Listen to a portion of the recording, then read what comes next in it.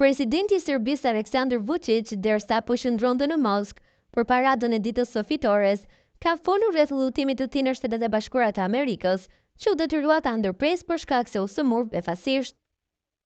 Vučić tha se dëshiron foto me Trumpin, por diskutime, derisa kanë premtuar se do t'i nxjerrë disa gjëra më vonë. Do dushinin disa gjëra për të cilat as që dua të flas tani, ka thënë Vučić. Ai ka përmendur një takim që ka pasur me Trumpin gjatë mandatit të parë.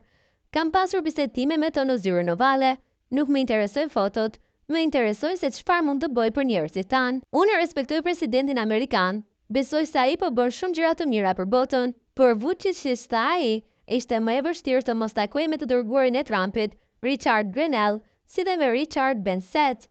Bensett vendos për tarifat tona dhe gjithçka tjetër, tha ai. Pas raportimeve se Vučić nuk u lejua të merrte pjesë në një darkë dhe se një zyrtare e Trumpit ja mbylli derën, portali Pavlović Today raportoi një citat të zëdhënëses së Shtëpisë së Bardhë, Caroline Levatit, që thuhet se kishte mohuar këto raportime.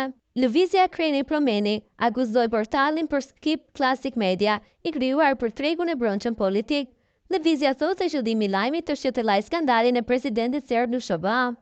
Siç thuhet nga kjo lëvizje, Vučić ka tentuar të hyjë në darkën e donatorëve të Partisë Republikane në pronën e Trumpit, por i është refuzuar hyrja, gjë që ka shkaktuar një incident diplomatik.